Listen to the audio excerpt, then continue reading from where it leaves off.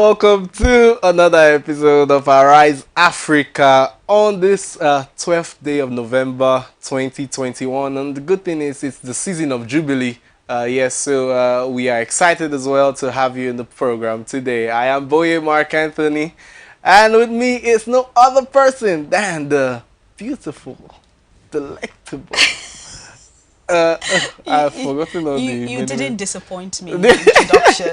I was actually expecting it, and I was looking forward to it. Don't tell me, everyone likes compliments. Yeah. And you do look good anyway. See, the hair, like guys, the hair actually looks better than it is the way you're seeing it now. If you see it like right here on set, it's absolutely phenomenal.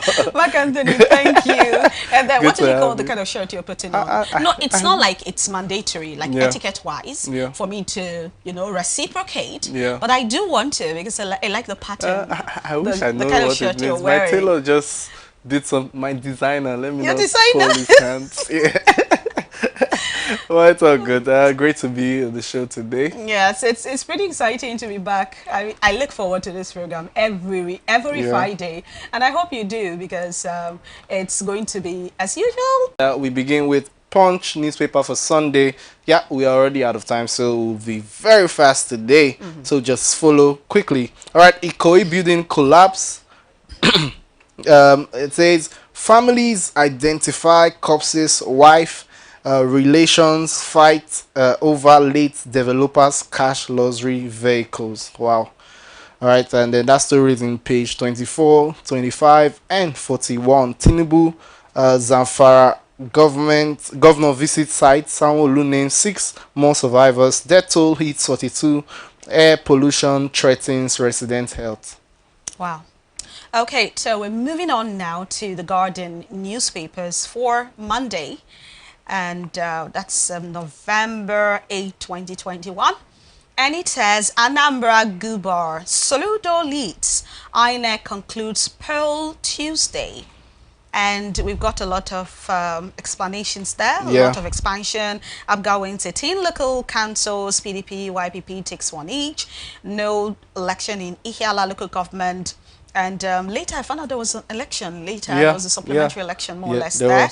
And then Situation Room alleges vote buying, non-payment of security personnel for election duty. And that's so much more on that. And that story is on page 1 and continues on page 2 of the Guardian newspapers for Monday. All right, we move over to This Day newspaper for Tuesday. And the main header there says, Paris Club reformed.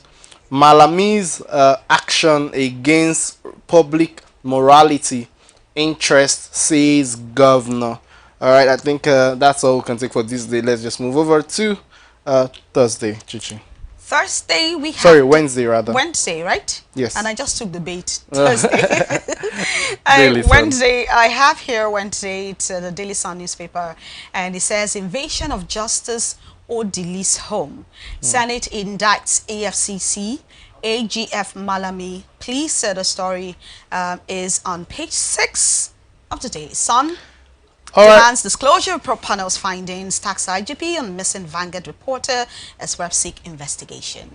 All right, we'll move over to Nigerian Tribune for Thursday, 11th November. And the main header there says, Senate approves Buhari's $16 billion. Wow. And 1 billion pounds loan request, then $125 million grant. Wow, that story is in page 8 of the Nigerian Tribune. I think we'll have to just leave it there and I'm going back to the Daily Sun. It says, police parade invaders of Justice Odili's home. That's on today's paper. Name fake CSP, journalist, Islamic scholar, 11 others and more. That is on page 6 and 7 of the Daily Sun. Yeah, so we'll move straight up to the Guardian for today. The Guardian for today, it says, intrigues as police parade 14 alleged invaders of Odili's home. Yeah, and then there's a picture of the vice president as well, and then probably for a conference and all yesterday.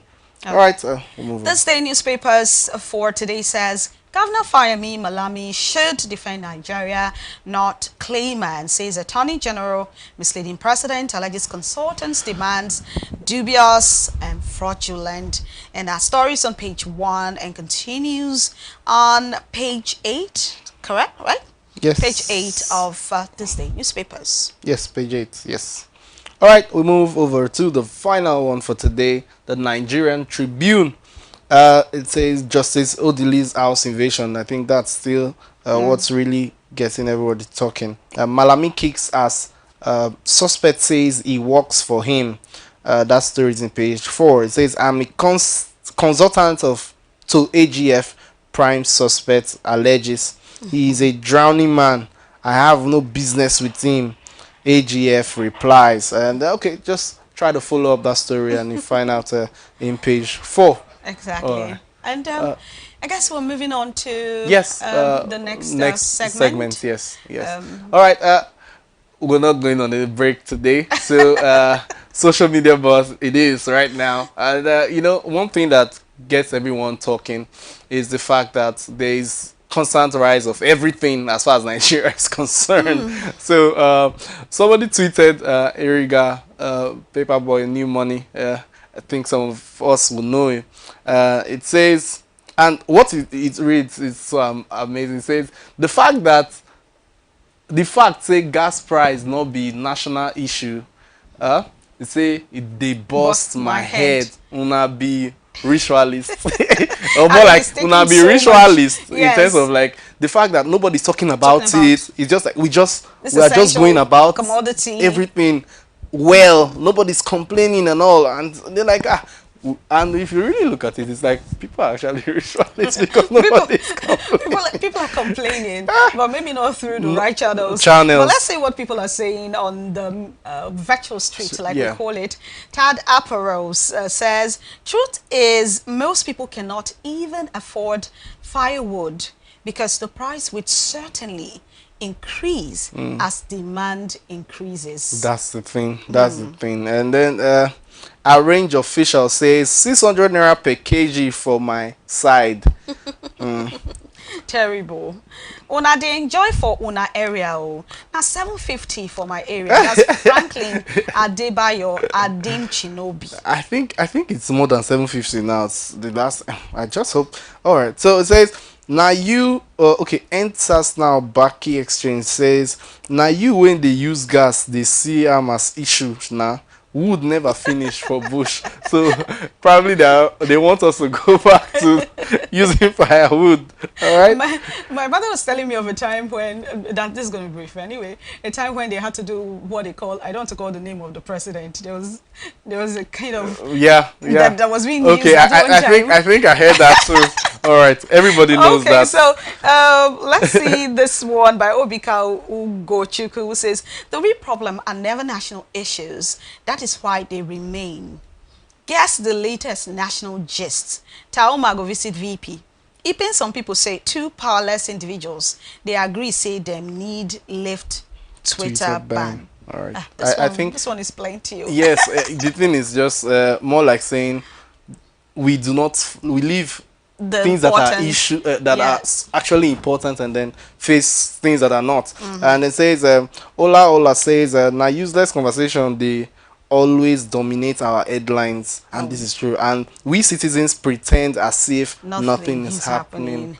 Be yourself. The truth is that Nigerians aren't sincere with themselves. Well, I believe that's where we're going to end social media buzz for today. And but do stay tuned. We're going to come for more as usual. We're going to have someone in the studio talk about very, very important issue. I know you're going to find it, so just be with us. We'll be back in a while. Stay tuned.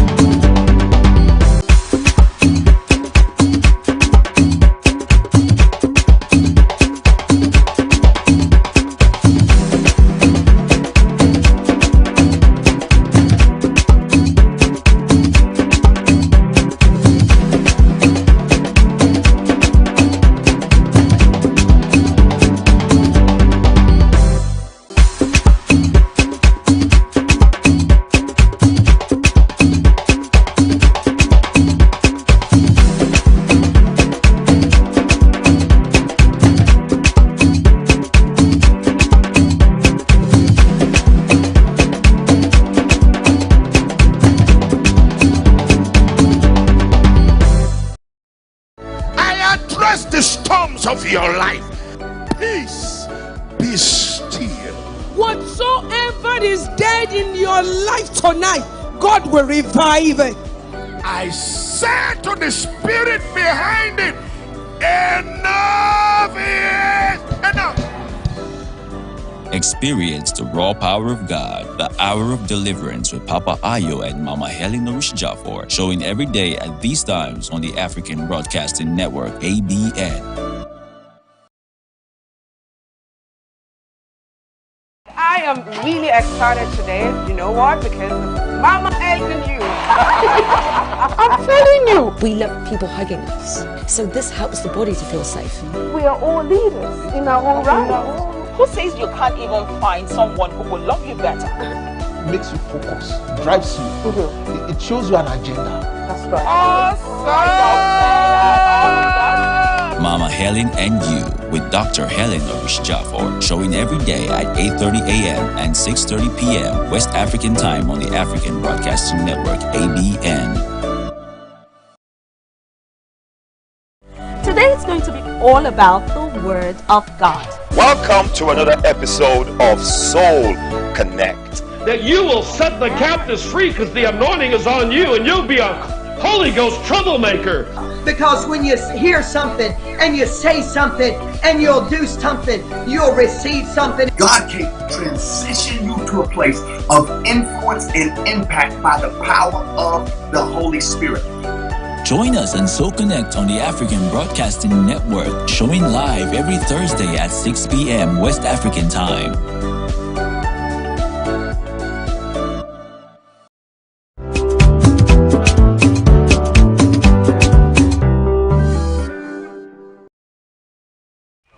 Welcome back to Arise Africa. A special report by the Premium Times on 21st of September 2021 reveals that the House of Representatives set up a committee to look into the high cost of living, especially the continual rising price of essential commodities in Nigeria. Well, that's what the subject of discussion for today's program is going to be all about. And to talk about this is a guest, a business analyst, an accountant, and a journalist as well. Mr. Bright Omagomi, it's good to have you on the program today. Yes, thank you so much. Welcome. Glad to be here. Welcome. Welcome. Thank you. So let's just go straight to the point, because the truth is we will never have time. So what are essential commodities in your own view? What are essential commodities, and probably if you can give us probably examples as well? Yes. Yeah. Essential commodity, like the name implies, is talking about those items, commodities that are very, very important to our daily living and existence. So we're talking about items that has to do with food commodities, those that has to do with transportation, and even communication, because these are essential to our daily lives. Now, some of them are services, others are commodities, particularly when we look at the food items. Now, all of these essentials, as a way, of helping us live a better life, or helping us survive. Now, without these essential commodities, you can't really live very well as a human being. You need food, you need water, you need, all of these items to continue a better life. That is why also during the peak of the pandemic, even though it's still around, but at that point in time, we saw that government allowed movement of essential commodities and those who render essential services as well, because they understand that that is very, very necessary for our living. It is very important. Regardless of how they want to enforce lockdown, they understood that they also are required to make that available for us. We also saw some distribution of essential commodities, which we eventually term palliative. And also, if we want to go back to history, or maybe probably look at the background of the term or usage in Nigeria, during the administration of then military president Muhammad Buhari in the year 84. They took over December 31st, 1983. And when eventually a recession set in, because people want to look at the blame game, they want to look at, how bad it was, but I'm not focusing on that aspect, but I'm looking at, where that term eventually became very popular in Nigeria. Then it was known as Esenko. Because they were looking at essential commodities. Okay. The government then preached against luxuries, extravagancy. So they were looking at items that were essential, that were important to us. And even though I wasn't in that era, but we read that people had to queue to get these essential commodities. At the filling station, there should be orderliness. You queue to get it, and people say it was a whole lot of very poor experience for them. But I'm looking at now the word Esenko, and today we're talking about essential commodities, now again in the era of COVID-19. And now looking at the issue of price, which eventually I think you're going to be discussing, which is the very, very most important part of this whole thing that we're going to be talking about. Yes, every one of us understand that your food, your milk, your beverage, your yam, your rice, all of these form part of the essential commodity that every household must have. Now the question is, how much does this cost? That is the question. And that's what we were about to get into. Yes. Because at the beginning, my opening, I talked about the agreement the House of Representatives I mentioned talked about when he said yes, that we agreed there's an increase in price, and it's not just from there, even on the streets, everywhere on social media we got that out, and there is an increase in price. But how much are we talking about? How much increase? And let me still say this, like, is it normal? What is normal? What is abnormal? Like I always tell people, one of the best way to understand whether or not there's an increase in price or not is to go to your local market. First of all, the learned man will easily talk about inflation, food inflation, core inflation, headline inflation, and what have you.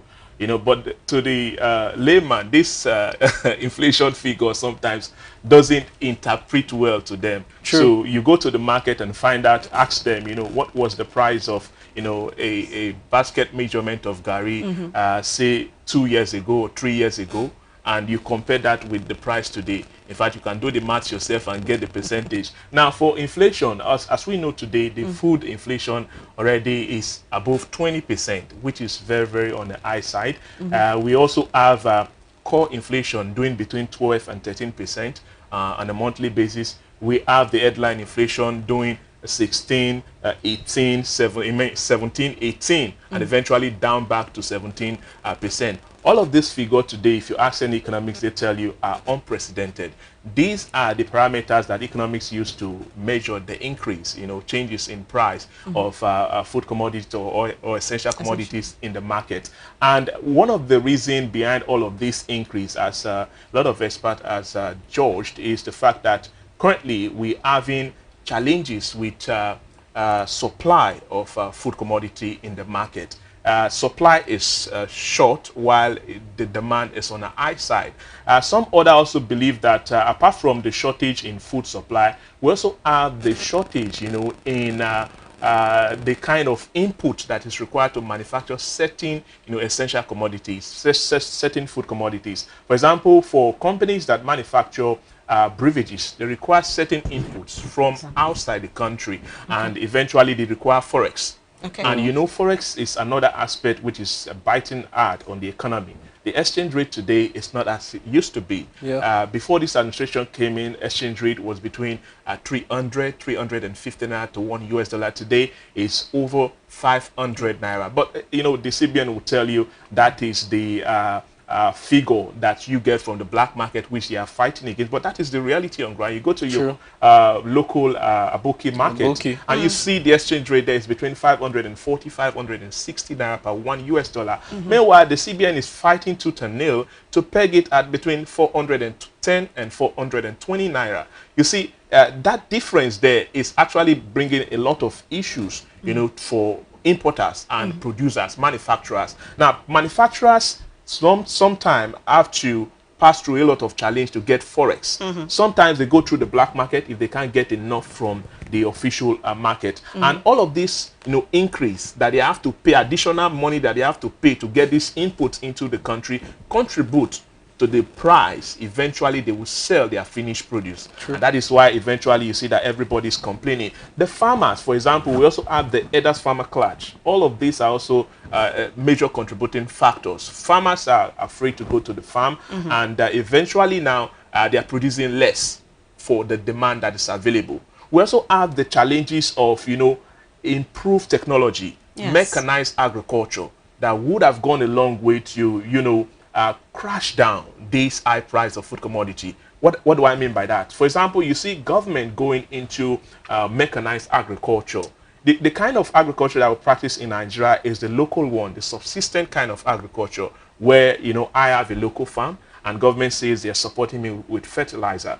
That might not be enough to produce the required supply of food that we need for the demand that's available in Nigeria. So therefore, the mechanized use of machines, use of, bigger land mass, acres of land to produce more food would have been more important. And in fact, that would have gone a long way also to bring about creation of jobs. Because if you go mechanized in agriculture, it gives you more leverage to provide job, employment, key employment that can pay really well for your citizens, away from just the subsistent kind of agriculture. Now, all of these factors contribute to the increase in price of food commodity that we're currently experiencing. And government, need to also, as a matter of urgency, set in motion certain policies that could help track down this price increase. Now, what do I mean by that? Certain government come in place and they understand, how to manage the economy, how to manage the pocket of the individual citizens that they govern. For example, the administration of former governor of this state, we saw, talking about Delta State, for example, we saw the introduction of the mass transit, which actually crashed down the price of transportation. Transportation is key. Now, you talk about food production. And now, you also talk about health. We also saw the area where they were giving free medical attention to pregnant women and all of that. So those are kind of the kind of policy that affects the ordinary man. We're not talking about building of bridges, building of big roads. We're talking about key policies that you could drive down to the ordinary man. If you can get this policy running, you see the people will feel the impact of what you're doing in government. But unfortunately, sometimes governments that we have sometimes want to be in isolation of the reality on ground of how the people feel. Because if you don't tackle these key issues that directly affect the ordinary man, whatever policy you are doing at the very center, at the capital or what have you, would not trickle down to the ordinary man, and eventually everybody would have to complain. Like I said, transportation also contributes to the price of food commodity. Now, a market woman goes to the market to buy, gari, for example,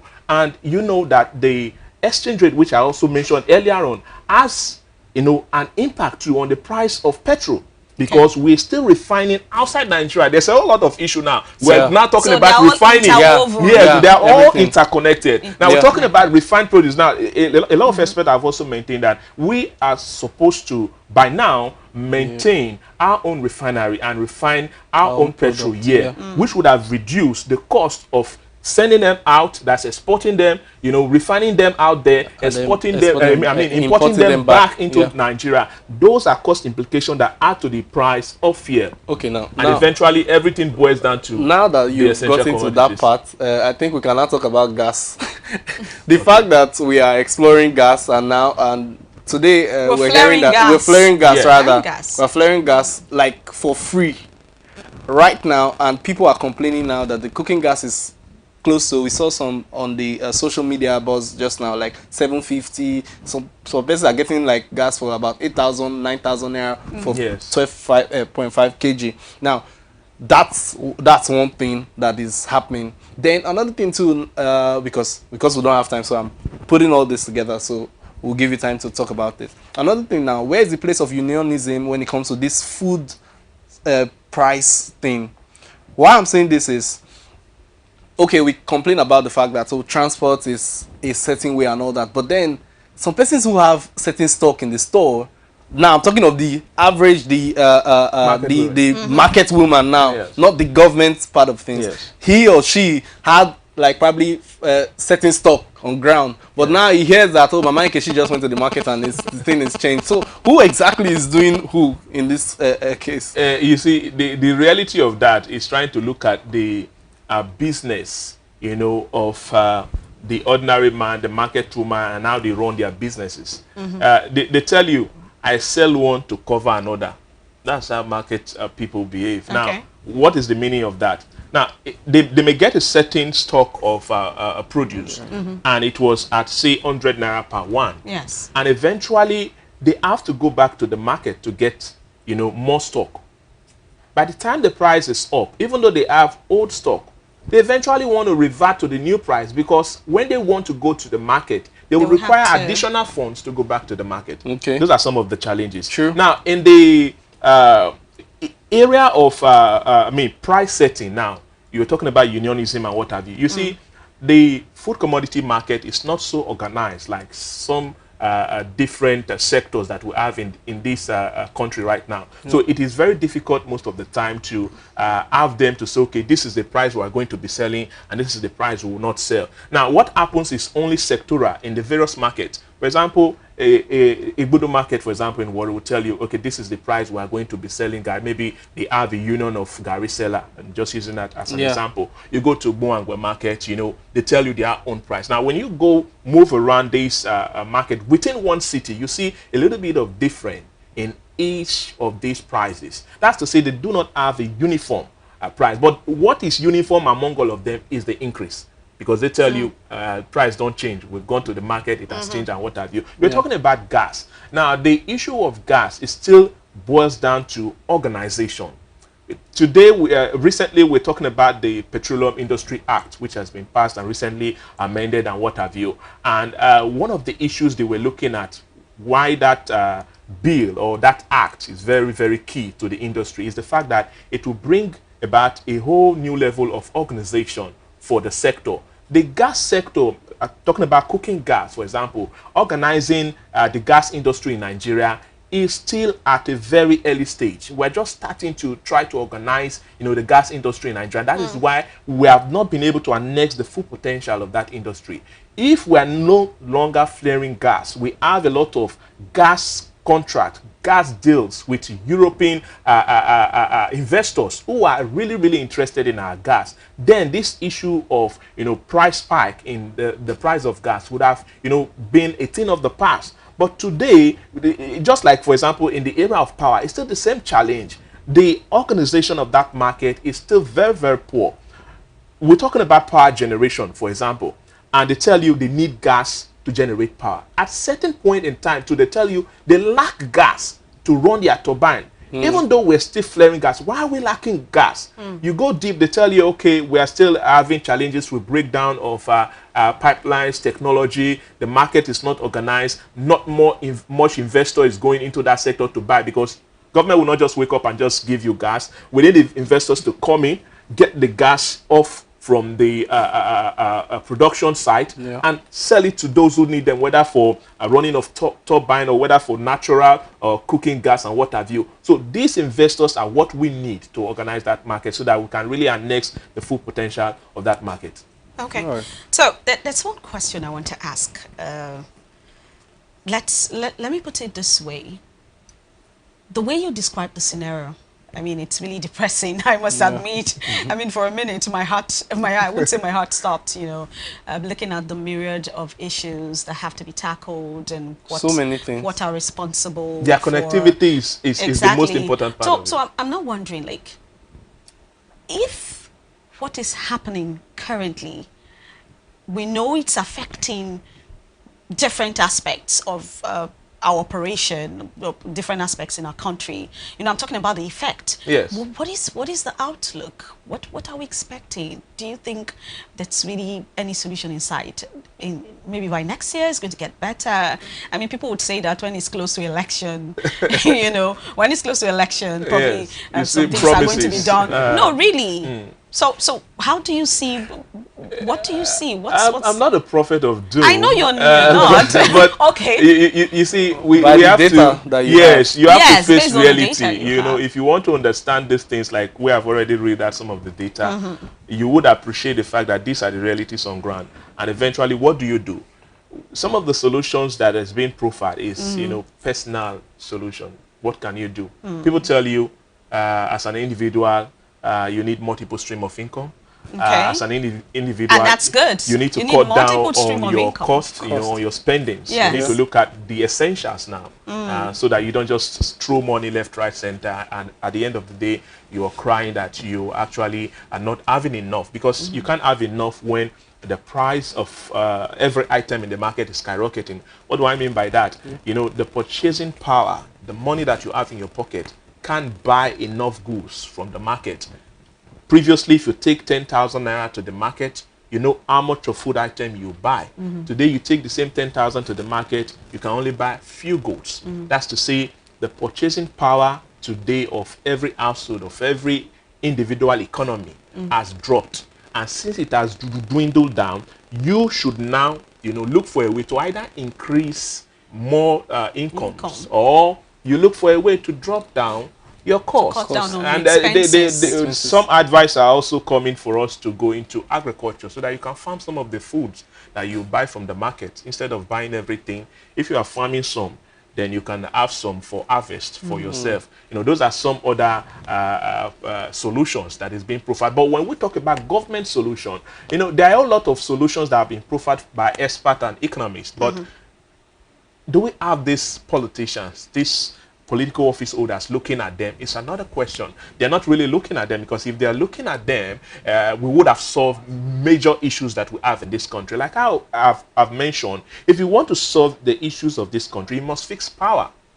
You must fix power. You know, we can't continue to have electric power supply and expect the whole economy to blossom. Then, if you're talking about food production, we must go mechanize. You know, we can't continue to distribute fertilizers. You know, that is the traditional way in Nigeria, and it is very, very poor. It is bad, and it is sad that we are still in that era of distributing fertilizers. If you distribute fertilizers to all the farmers in Nigeria, they still would not provide or produce enough food to cover the teeming population, the huge demand in Nigeria. So what do you need to do?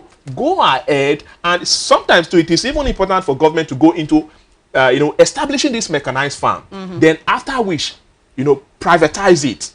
If they feel, okay, private sectors are a little bit skeptical going into them, why don't government go into the experiment? Okay, we're going to establish this big, you know, industrial farm, and eventually, once it is set up and running, we'll privatize it, so that private entities, investors can come take over, run them, and make sure that we produce enough food. We can have them scattered around the 6 geopolitical zone. In fact, each state can have one. All right. Absolutely. All right.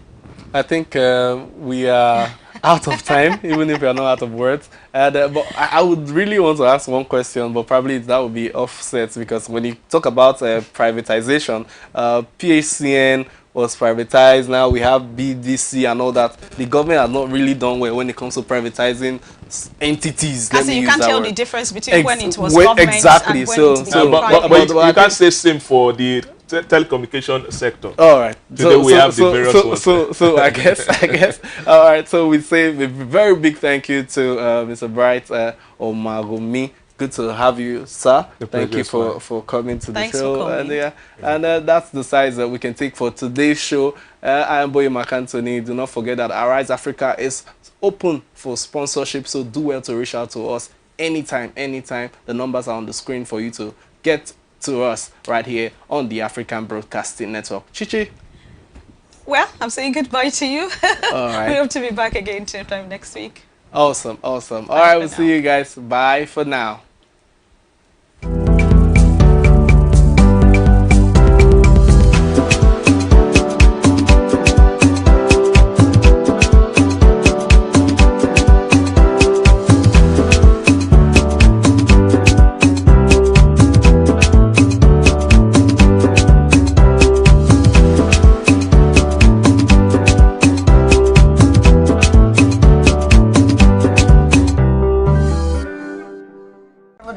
The Belgian imports into Man City have signed a new contract extension with the club.